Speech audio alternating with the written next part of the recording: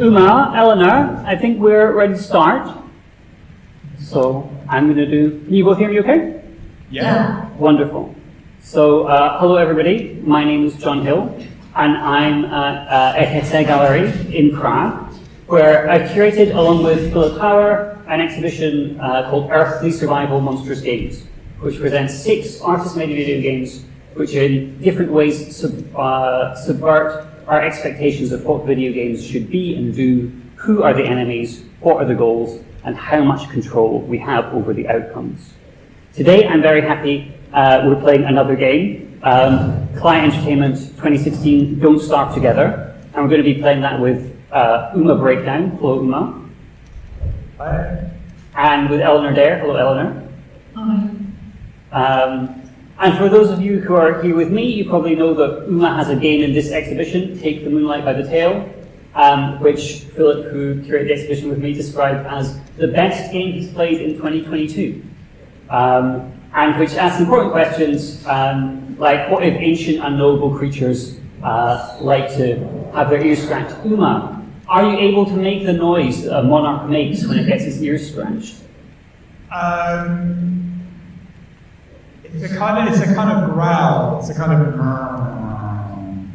that's the noise it makes. Right. Kind of satisfied growl. And if you're joining online, you probably know that Uma currently has an exhibition at Wysing Arts Centre in Cambridgeshire in the UK called Earth AD. The last day of that exhibition is tomorrow, so if you're in Cambridgeshire right now, you can go and see it tomorrow. And if you're not, you'll have another chance because it's touring to FACT in Liverpool next year. Do you know when's it going to be? When next year? In June. I can't remember off the top of my head exactly when it opens, but yeah, it's going to FACT in June. And if you're not in Liverpool either, you can watch a video tour of the show on the website wisingbroadcasts.art, where you can also see Uma talking about making games in Bitsy and making sculptures out of bioplastics. And you should also be able to watch a recording of this game if you want to watch it again, because we'll be recording it and it'll be on the website. So I'd like to thank Chloe and John from Wysing for helping us to put this event together. And obviously I'd like to thank Nella and Anna thank you. Sorry, I was for making fire. I'd like to thank Nella and Anna at Exeset for making the exhibition happen here. I'll just do a super quick introduction. So, Uma Breakdown finished their PhD in 2022 about Evil Dead, hair, trans-equine feminism, feminine, and disaster, and their interest in animals, horror, queer feminist literature, and game design. They make work about combinations of love, grief, hallucination, and an excess of joy using a very wide range of materials and processes, including painting, code, sculpture, print, publishing, digital modeling, music, performance, and animation. And Eleanor Dare is an academic and critical technologist based in Cambridge University and UCL, London. Eleanor has a MSc and a PhD from both University of London and is the co-founder of Extraordinary Games. Extraordinary Games. Eleanor has written extensively on the impact of digital processes, particularly in relation to education and storytelling. And with that, I'll hand over to them. We'll be playing along in the gallery, helping to gather some food and exploit some natural resources, but we'll leave the conversation to you two. We might have some questions, but we'll save those for the end. And if you're watching online and you have questions, should be able to put those in the chat. Let's hope we keep our sanity and find a way to cook some food. Let's play Don't Starve together. So, my character is on the death door. I'm reduced to murdering rabbits already, which is the thing I know I'm not going to do in this game. Eleanor is already long dead, and there's a ghost somewhere. I like this ghost state because it's relieving responsibility from just exploring space, which is what I like most about games. Where are you on the map? I'm not even really sure where I'm on the map. I think I'm off the map. So Right. I don't even really know. It's just liberating. I'm not over the sea. amongst the puffins and waves, various monsters. I don't even know how I would get into that. The map is, the map is really big. Yeah, when I open it, it's over nothing, so I guess I'm wrong. Yeah, it's way off the map. Uncharted territory. Oh, maybe you don't get to fill in the map because you're a ghost. So Yeah, you can't just go and explore the whole world. I can't see. You have to find your way back somehow. Or stairs. Yeah, I'm just aimlessly wandering. But that is what I enjoy about games. Oh, there's a kind of beautiful whirlpool or waterfall that doesn't let you go over the edge. It just definitely feels like a boundary of the game. Right. Can't seem to do enough balance. What kind of games do you normally play? Or do you play games? Yeah, I don't play games much as I like, but the kind of games I play are two different types of games. I love open worlds, and I make a lot of open worlds. Yeah. Specifically, I noticed with lockdown, I started to make COVID lockdown the kind of spaces that I really miss. So I had very bad loss for COVID for a few years, and I couldn't be in my house, couldn't be at home, I had to walk a lot to just feel the thing. So when it went to lockdown, I started to make spaces that I could walk in virtually, just feel okay. And there'd be really immense landscapes and beauty that take quite a long time to navigate. Even as a virtual space would take up to an hour to get around. But this feels like a much bigger space than that. So that's one kind of game I like. But I quite like. I used to play racing games quite a lot. Even though I'm not a driver, I don't drive at all. I've never learned how to drive. But I quite like racing games like Gran Turismo for some years. Yeah. And then I was talking to someone else, and we were wondering if games somehow open up something that you can't really do in real life. Racing games, I can't drive either. It's been living in London for a very long time. Yeah, I quite like it. I quite like the kind of racing games as well. I really I think I like that you just do one thing, and you don't have to. There's no real before and after. You don't really do much thinking. I quite like games like that. That are just like in the moment. I play quite a lot of casual games now that are like that. Probably why I still play the first person shooters sometimes, because that's like that. It's like you don't have to really think about anything. Other than the bit you're writing. Yeah, I like the repetition actually, and one game that I really love is Everybody's Gone to the Rapture. And I don't really particularly engaged with the gameplay, but I just love taking this route through the village and into the woods, as if it's like a daily walk. Do you know it? I've heard of it. It's like a walking game, isn't it? Well, you arrive in this incredibly, I'm not mad about realism, but this one, it's like a village in the Midlands somewhere. Very, very accurately rendered to the extent that, it just feels like you're walking through a very typical sort of English town with dreary garage and houses that you can walk into. You can walk into the houses, and everybody's abandoned the village for some reason, and there are these kind of spirits flying around it, and radios and mobile phones, and you have to work out what's happened. It's a research centre, and clearly something's gone wrong. That's a narrative game, I suppose, actually. But I don't really engage with the narrative much. It's just like the walking. Yeah. Did you ever play Long Dark? No, not one. Long Dark, it's still it's quite a survival game. Like it's basically kind of I think you're in the Yukon, and there's been like a terrible kind of like weather event, so it's like really, really cold in more normal. And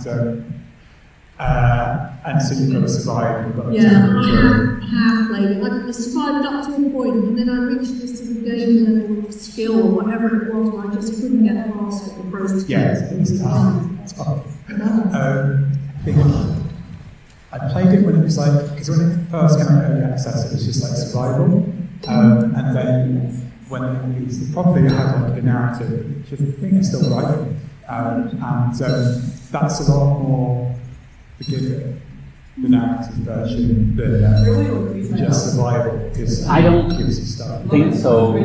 Something just bag or something and hunker down for a few days. To get to. And I quite liked I really liked how it worked as well. Like it's kind of like stylized graphics. But that's one of the ones where I enjoy walking and I enjoy the storytelling as well.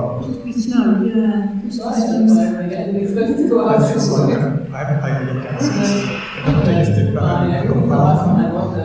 Just the kind of like Viking survival game, like you're about and you're surviving stuff. It's like really beautifully, the art style is like really nice. Just, so it's quite pixely, but in a way that like I think it's quite pixely, but the light is really high quality, so it just looks absolutely beautiful. And I really like just getting in my kind of longboat and sailing and going around the world. It's funny to say, I mean, I used to paint. I started off with like stone painting, and I also painted for years.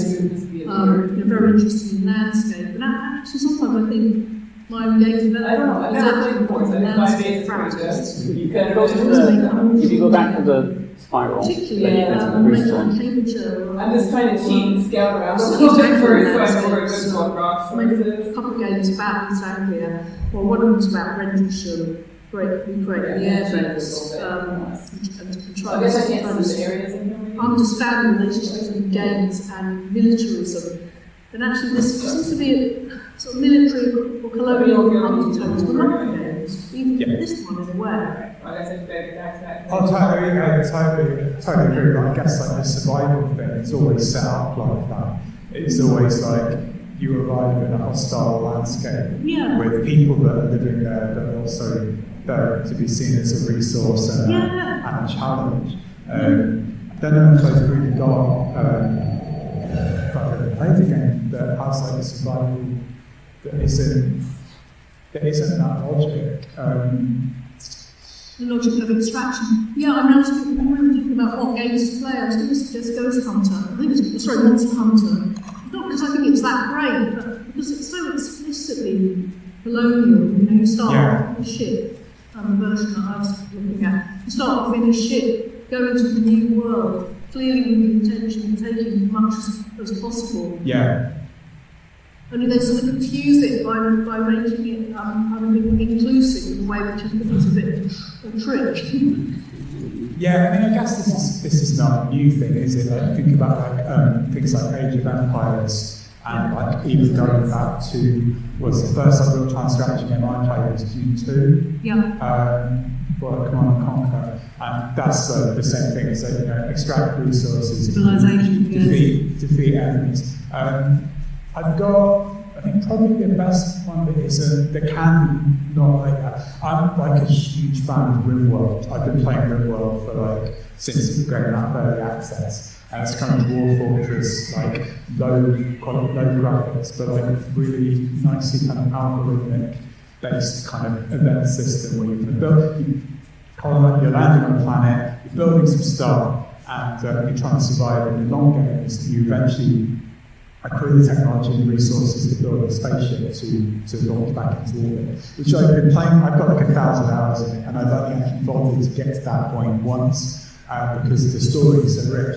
But it's like there's enough mods I think you can use that don't have this thing where it's like you have to fend off people that live there, and you can set these other like parameters, so it's maybe a bit more like, I don't know, it's like, I guess survival is always going to be that kind of climate thing. It's a bit less like you literally don't have to like eradicate everyone else on the planet in order to get the things that you need. So what did you ever play No Man's Sky? I didn't. It's like, I think it's forever on my like my Steam wish list, and I always have to talk myself out getting it because I have so many games that are played. But I love the look of it. Did you play that? Yeah, I did. But I've got this theory. I mean, you can best just play it. games It's clear I've about ever everybody. played Stay on it. is. Yeah. In my head, for years and years, it's like the Heaven's Gate Games, you know, the most, I don't know if it's really expensive, but the most heralded, overhyped, wondrous game, the most complicated AI-driven, procedural, infinite world that billions of people would never, no one would ever be able to play on their own. And I was looking forward to it for so long, and imagining in my head what it would be like, and there were these tantalising adverts, you know, really built up how excited visually at least. And then I got it, and I just found it immensely frustrating, but also really samey. And apology to the makers who made it. I know it meant, you know, it's a really massive piece of work there, very complicated. But then it just felt again like essentially sort of Elon Musk type trope of explore and conquer. I felt disappointed with myself engaging with it. Yeah, I mean, I often have like one of each kind of game kind of installed on my computer. I think my survival game at the moment is Scum, which I played quite a bit of, but it's a kind of like battle royale kind of, but also survival game. It's quite nice. Yeah, I don't really have time to kind of get into it. I think I'm too short attention span, which is weird because like I said, I put 1,000 hours into RimWorld, and I spend quite a lot of time playing quite casual games because I'm really into. I think I'm just really into things we don't have to think too far ahead. So it's very bad. So I play a lot of like quite small things, like I'm playing Into the Breach quite a lot at the moment, which is like probably the most economically tight real-time strategy game. Like it's very minimal in terms of its complexity and its resources, and like you get a very small number of movements, very small number of turns, very small number of kind of like hit points, and you have to just be like really clever with your moves. I guess if you like playing chess, if you have a modified version of chess where you only had like 3 pieces or something, and I'm really into that. Whereas I think I'm not great with the longer term stuff.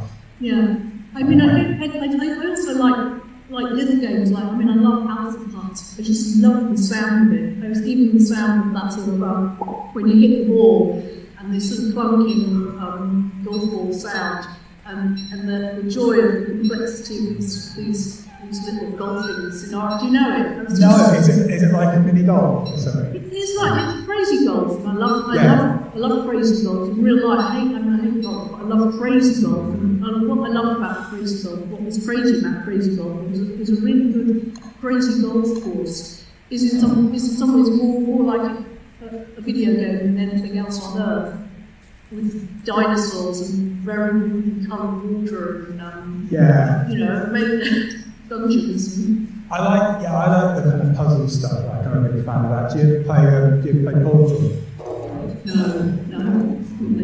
Is that one where you have to sort of navigate in the puzzle over the different, like some Monument Valley kind of? I've not played Monument Valley, but the whole thing with Portal is that, you know, it's like puzzles. So each level is like a puzzle that you've got to get through, and you have the my character might die. You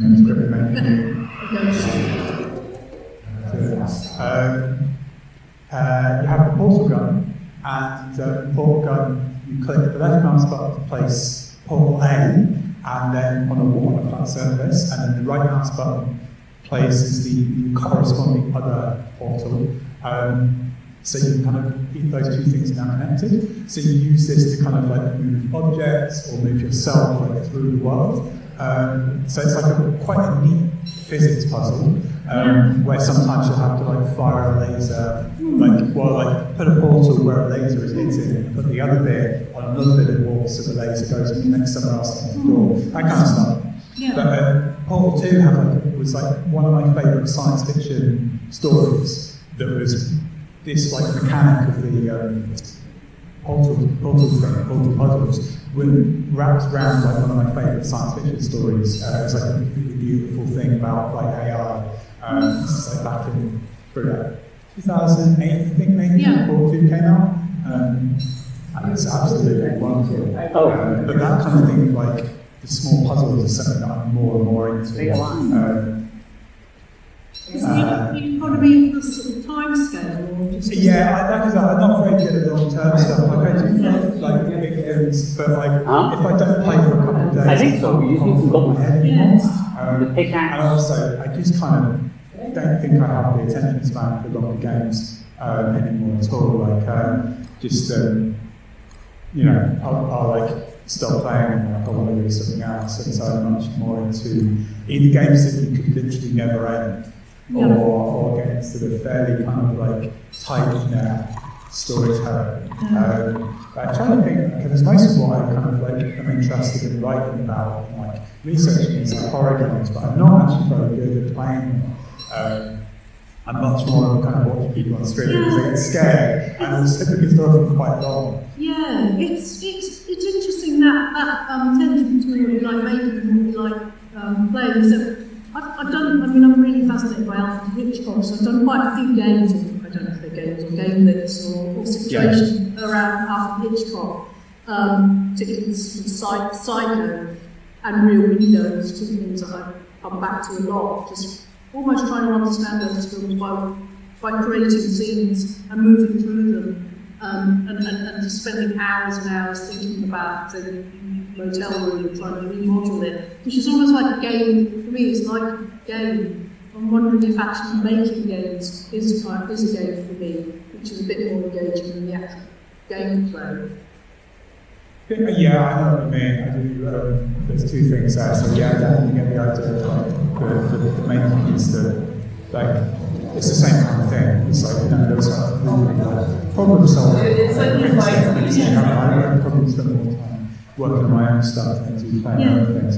But also, I'm interested in like what part of the I have no idea. I guess I walked up on their curve. Psycho, and I guess part of that. I didn't attack them or anything. I made it a point not to attack them. That part of horror that's like you can't be sure of your own perception. And I was interested a bit more like what is the stuff in those that you're really into. Yeah, thank you. Yeah, the Psycho one. I mean, there's two reasons why I work with Psycho. There's a sort of queer context beneath Psycho. You know, a lot of people have written about it, about Norman Bates and the queerness of marrying the brave, stealing the money as well, the transgression there. But the other thing is with VR, I just went through a phase of being so annoyed by the empathy rhetoric attached to VR. By empathy rhetoric, I mean these ludicrous claims were being made that putting on a headset would help you walking up people's shoes. So I wondered, well, a lot of games, in theory, you know, you're killing people, you're doing violent acts. What happens to empathy? Is empathy always in unreal circumstances a virtuous feeling, whatever it is? So with the Norman Bates scene, you are Norman Bates and you're watching a character as they're in the shower. Is that, you know, being in his shoes? Is that a good thing, or is empathy actually in some ways a really sort of overdetermined construct? And the VR's deployment of that construct seemed like a desperate attempt to jolly that technology into being when the games weren't that popular. Yeah. I mean, do you know any VR games that you think are particularly stand out as like use the format? Really good question, and I have to say, the one thing in VR that you cannot deny has massive impact is walking plank. I've never done that. It's horrifying. It's horrifying to the point where if you just lay a plank in a room and run one of those apps and wear the headset, you will see people freezing in horror. You know, it's so visceral. I suppose it's somatic. That's somatic empathy. Your body cannot help but be into this horrifying situation. So although I don't see the point of that as a game, I see it evidencing something, some reach in some ways of being VR. For me, in VR, the best things are things like Traveling While Black or Those on Blindness. They're narrative. They're not games at all. So it's don't really know those, but I know I know a bit about like yeah, right, okay, yeah. Yeah, it's weird. I guess it can do that. It can do that sensory trip thing. It does that thing like what's it called? The experiment with when you use the mirror and you have your hand in the box. Oh yes, yeah. And it's like you trick your brain into thinking it's your hand. It's like that kind of stuff. You can do those kind of like perception, sensorial kind of things. But I don't really. Actually, I don't know if Dylan might wait for him because he was in the audience, but we did do a project in Japan where, and Anna's known, another great colleague, and John Potter, we went to Japan and we went to arcades, it was just before COVID, and we did social VR, which is VR where you see your friends in space, and we did shooting zombies. That was amazing. But because we were working together and it had this enormous energy and fear and sense that we've done something together. A bit like this, but really very fast-paced. You can mind that. I think there's some stuff that I'd be interested. So there are a couple of my friends who played a bit of that ghost hunting game. What's it called? Phantasm or something like that, where you're a paranormal investigator team. And it's I think you can play it VR. So it's a team-based game where you're going to like a haunted house or something, and one of you will be in the truck doing with some readings and like a feed to all the cameras. You've got the other guys that are in the house, and they've got to do stuff like take a picture of this like entity. Or give a reading when something happens and stuff like that. And that's that's absolutely terrifying about VR, so I don't know what it would be like. Yeah, we've done that in VR actually. It's quite fun. We had to take recorders and we had to take photos of babies. That was a good one. I mean the Japanese location-based VR was really interesting because it was quite rough and ready. You could see they were prototyping things and getting them out to public as quickly as possible with gaffer tape. But very clever use of the sort of toys you see outside the shop, the rides the kid could go on. They deploy them as the mechanic with a headset on. You'd be sort of going up and down on the roller coaster. Really clever. And again, something Dylan's particularly written a lot about is that the guys who work with magicians, and they knew how to maximise the sense of almost a cognitive sleight of hand and trickery to make you feel that you were so steeped in their narratives. Really interesting. I'd like to do some more stuff with it. It's like an area that I've been like playing around with very recently. I'm interested in what it can do, but I'm not a fan of it. I think also I get really nauseous using the thing. I'm quite interested in how augmented reality can be used. I guess the likeness of it, the fact that it's not a complete overall thing of the senses. I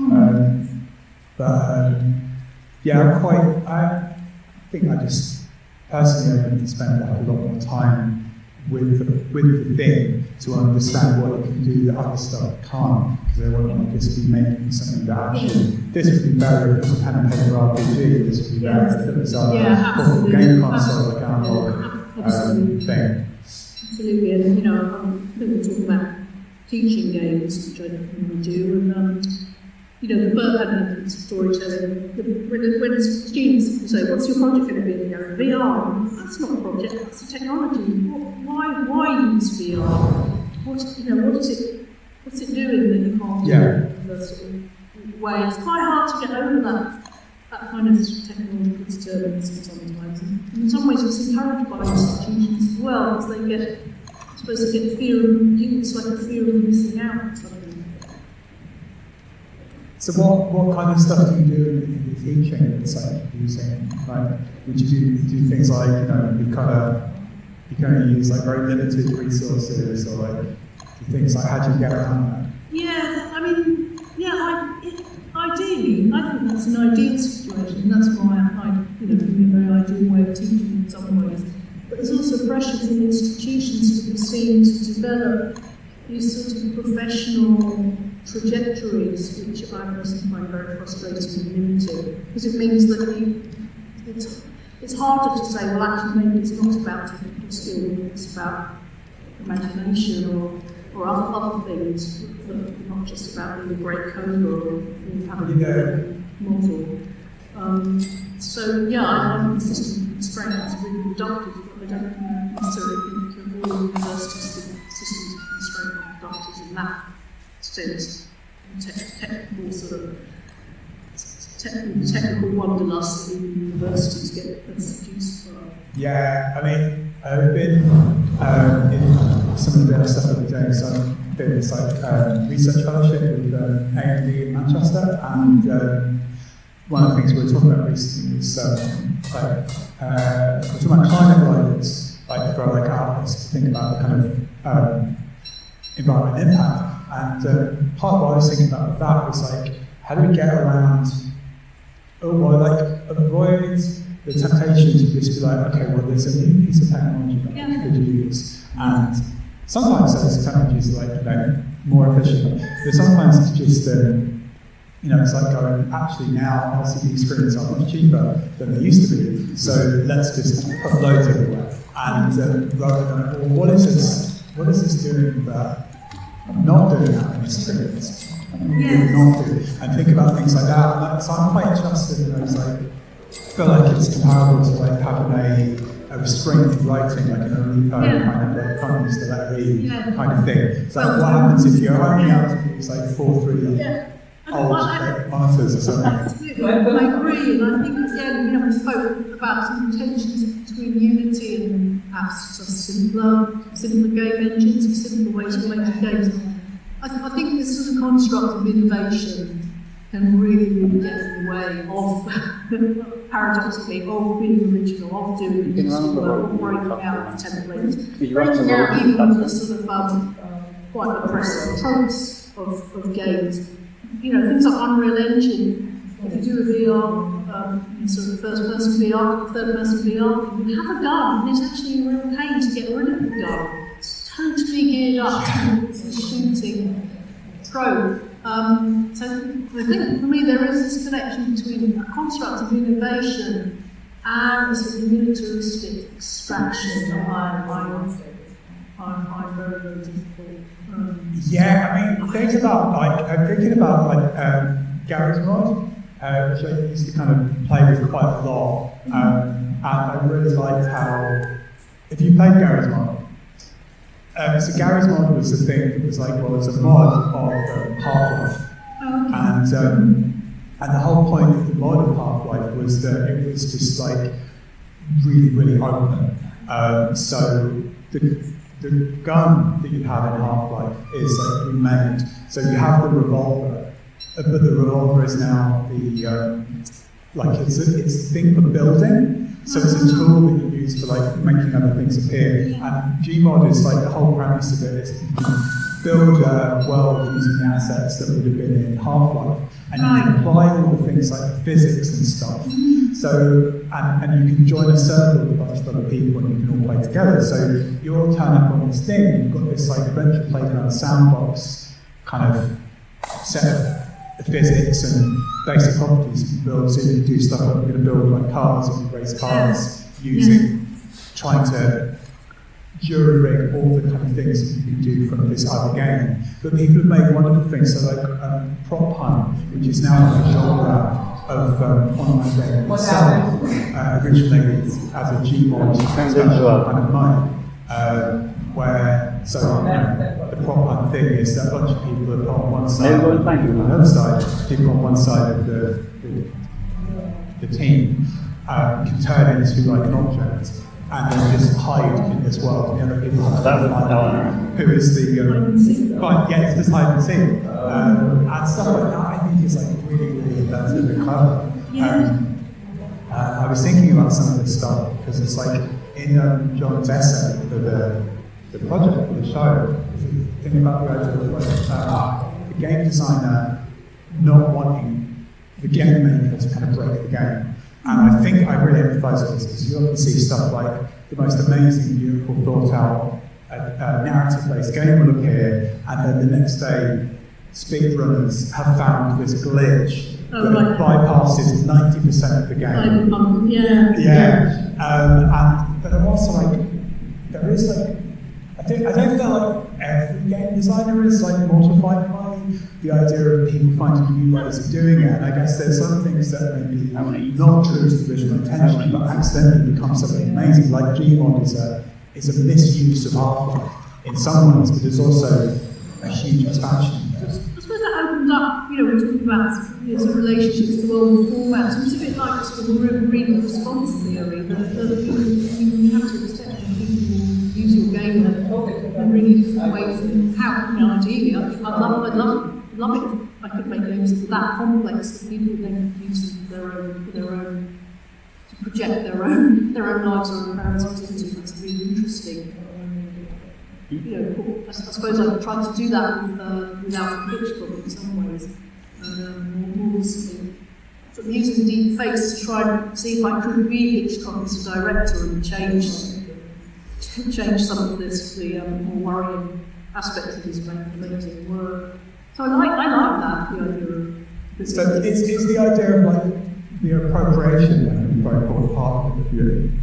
I think it is. I know it's definitely shades the ground, but I think it's fair enough without the Hitchcock. Yeah, exactly. With Hitchcock, with this sort of notorious misogyny, but also his interesting use of queer characters, where we're never quite sure how knowing Hitchcock was about that queerness. I feel I can appropriate and make it my own, but I also, in some ways, it's it honours the complexity and depth of his writing and filmmaking, and that's possible so many years later. So I kind of feel it's both an insult to Hitchcock, but also a kind of an acknowledgement of how resonant films still are. For me, maybe it's my age, but those films go in really, really deep, especially around portrayals of queerness, difference. But it's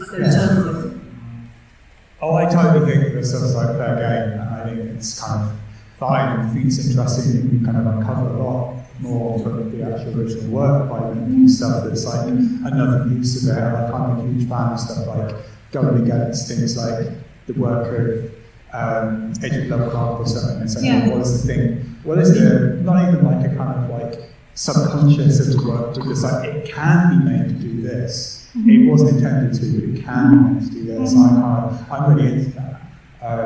But I kind of like the thing about like walking simulators. I've not actually played the games about the psycho, but it makes sense like about like the effective quality of it, like taking the thing out of the movie, removing it, letting everything else fade back. And the thing is about this like the effective quality, like what's the mood of this? Which is something I'm really interested in video games. The idea of like how like that's what I mean the sacredness of horror games, like this feeling. That has been, yes, forget who was writes about actually the scene, mise en scène, all the location of the landscape is the thing that actually we're sort of in love with, that makes the game the film. And I think that's actually quite true in some of Hitchcock's locations, the real windows, that stage set, I just cannot get it out of my head as a place that I just want to keep exploring what's going on in those different rooms, what's happening, the sounds as well that are going around, that echoing, obviously indoor space that feels so wondrous. I wanted to ask you something else, Uma. We both found out that we were very, very frightened with dogs, kids. I wonder if our fixation making quite horrific seems to have something to do with that. For me, it definitely does. It definitely does. As I said, so I have no shame in telling you. I had really bad nightmares and proper night terrors up until my 20s, where I would regularly wake up in the night and have full-blown visual auditory hallucinations until I was able to get to the point where I turned the lights on or something like that. And definitely, only way I can kind of come to terms with this really was trying to write the story around it, where this was not an adversarial position to be in. Yes. So it's something I'm really interested in doing, horror horror kind of like horror remade or repositioned, Yes. so it's not the antagonistic, but they're the kind of things that want them into, whether they are like a deliberate reading, so something like Clive Barker's Night Reading, which is very much like about, hey, don't be mean to the monsters, or whether it's just potential for a thing to be reread in different ways, so it's no longer the victory over the monster, but like a tragedy story, or like, you know, what other stories could be written through this. Yeah. Is it Jack Haverstown has written about the monstrous, you know, to project, you know, feelings of projection of construct of the monstrous. He's telling us so much about any different societies' fears. I think again, sort of Hitchcock and Norman Bates. This man who lives with his mother, who's actually very sensitive and attentive to people's needs. I think that, you know, that's the monster, isn't it? It's the breaking down of the sort of hard and fast rules around what a man should be, perhaps. Yeah. That's the transgression. I mean, that's the big, like the big Gothic narrative, and like, well, the narrative world of Gothic, isn't it? That like it's about identifying like hard gender rules, and you know, not allowed to like transgress these and stuff. Or that's what I love the Hannibal TV series like, so much, because it seems to really big enough, and to be not just about monsters, other kind of thing. Sorry, in my game I'm being chased by a couple of mad dogs. Sorry, I'm just enjoying it. I mean, I enjoy being in, I really do enjoy being in quite beautiful virtual spaces, to the extent that I bought some of those dreadful hunting games, and they're just awful, but the landscapes are really, really beautiful, so you can enter into them without, until you go and get a camera, which is very interesting in its own right, but you can explore really beautiful landscapes and not kill beautiful animals that are wandering through the scenes.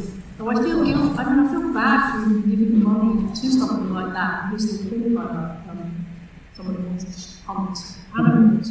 But I think I'm just still looking for the kind of landscapes I love to be in. Really, to be able to walk and wander and not need to be. Not having those. Yeah, I think I said before, like, so like outlines again, I like to just like hang out in the world, and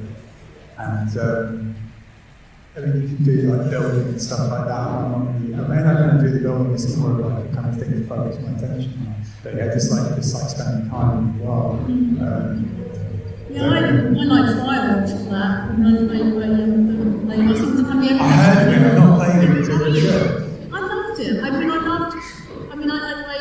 There's sort of this ambivalent liking for Jack Harrow's book Destination Angels, where he's such an arsehole, but in that book, he's a Firewatch. He reported did Firewatch one season where it's just up the tower looking for fire with binoculars and reading in between. I suppose that maybe that's how reactive in Spanish to essentially reading with fires. But in the backdrop of that, there was it had to find some missing people. It was quite threatening at one point. Then it turns out to be a bit less horrific than you think, sad. But you can explore it with inspiration mode. This beautiful low landscape, which I just love. I felt real grief when it finished, actually. I should do it. I think just get around to watching it, playing it. I think they're the kind of things that I really like, where it's like an encapsulated thing. Do you feel like it's a big thing with games? I'm kind of wondering, like, is this the thing that can exist as a game? Or is this like a thing that's novel or Yeah. I don't like those hard and fast distinctions at all, but I do know people take them very, very seriously, almost with great violence. That this is a narrative, this isn't a game. Yeah. I just do not see the point about worrying about that personally. I think I do really like games that have a sort of in the history of games theorisation, this separation between ludology and narratology is apparently quite torrid. Did you did your connection drop? I'm not like a, oh no, I can't enjoy this. It's a thing that actually could have been a novel or something like that. Yeah. But I am interested in what things can do that. Yes. More than just being not a specific kind of direction, the storytelling. So the real key kind of text for me on what I wanted to do was various things. It's called hyperspace hypothesis or something like that. Where, and I don't know if she really pursued it very much, but she sets out this thing for one of the concepts she sets out is that when you're playing a 3D game or a game where you can kind of move around, she uses example of a Tomb Raider, you're writing a story because you could have gone left or you could have gone right. Even when it's not even talking about making choices in a row or something, literally like in a cabin, and you choose which way to encounter it by going towards the right hand side or to the left hand side or whatever. You're describing it, and she uses the fan from the rendition, so that it's like you have a piece of music, which is the game, and the way that you choose to perform it is different from the way that other people can do that. I can position that as like a creative process, and that's something that I'm like really fascinated by. I mean, at one level, it sets the bar quite low. It says that basically, any time you play a game, you are making an original thing. Because even if it was a thing that was just like some of the games, like the game that I've got on the show, Take the Moon by the Tail, there's no interaction other than how long you take to read text and then click next.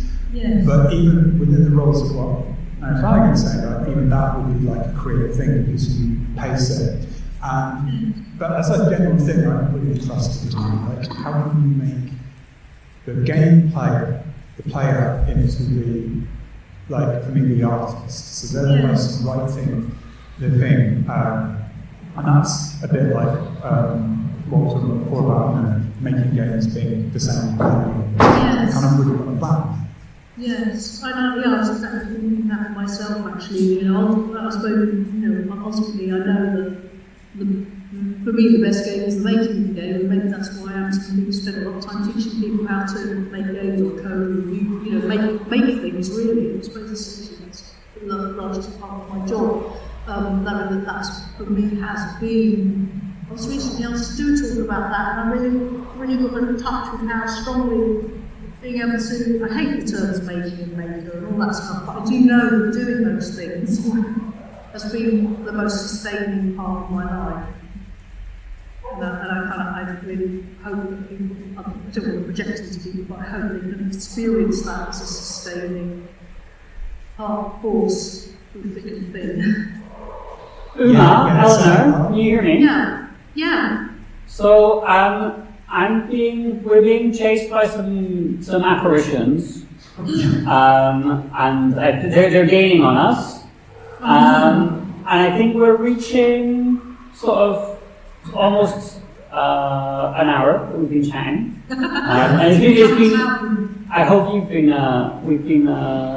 It's been great to listen to a very wide-ranging conversation, but I think we've it touched again a lot of things we've been talking about in the show, and especially this idea of as we were just saying, like the kind of the making versus playing of games, or the kind of the playfulness of making games, which is we died. Maybe as a ghost second, maybe we can reconvene as ghosts just for the end. Yeah, I've just respawned as a ghost, so. Okay. Could we meet back at the gate? Yeah. Just for the. Yeah, I'm just there now. Okay. We'll be back. We're heading that way, I think. Yeah. But it's dark.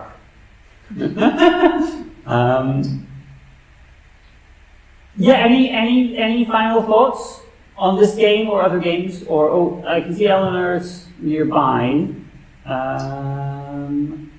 I'm not completely sure where we're going. How long did you manage to survive? Well, it's quite a long time. I got 12 days. And I mainly did That's that very just by running around and eating carrots. And I just died. I think I played much better when I wasn't paying attention to what I was doing. I would say we're pretty lost. Oh, okay, no, we found out. Just before I died. It would be nice to be able to say goodbye. I wanted to ask you more about dancing. Because there's so much more I wanted to ask you. We'll have to do this again. Or we'll have to find a game that we both play and just have a chat. I was going to say, thinking about that. But yeah, I kind of think I was thinking about something I really like. I really like the kind of play mechanic of like a game jam.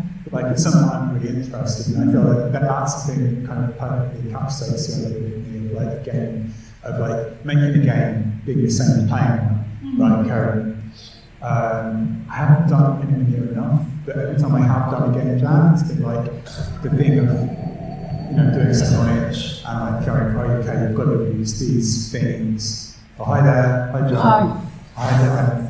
I'm being attacked by things that you might not be able to see. Oh no, yeah, they're not going to attack me. I regained some oof.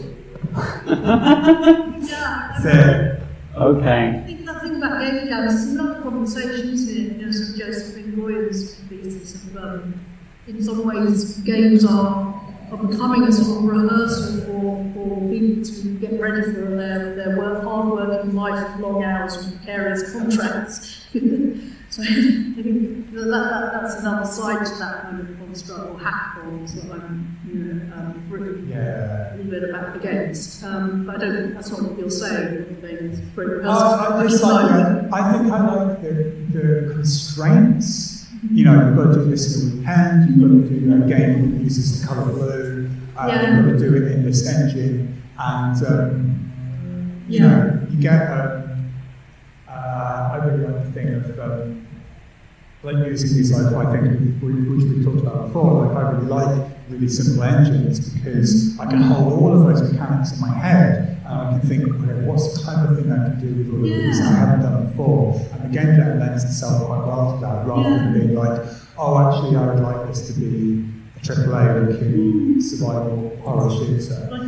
Actually, it's like, exactly, like reduce it down to something that's like really tight. Like the equivalent of like a one-page RPG. But I love make a game in 10 minutes. That's one of my favourite genres of games, is can you make a game really, and I love those videos. I don't know what it is. I love them more than game actually. Well, maybe next time, instead of playing a game, we can spend an hour making a game together. Right? Oh, great. Okay. So thank you so much for your time and your play, and thank you everyone for coming. If you're interested in what you said, I guess you can watch the recording back. But we will. Let's hope we speak soon. All right. Thanks a lot, John. Thanks very much. See you soon. Bye. Bye.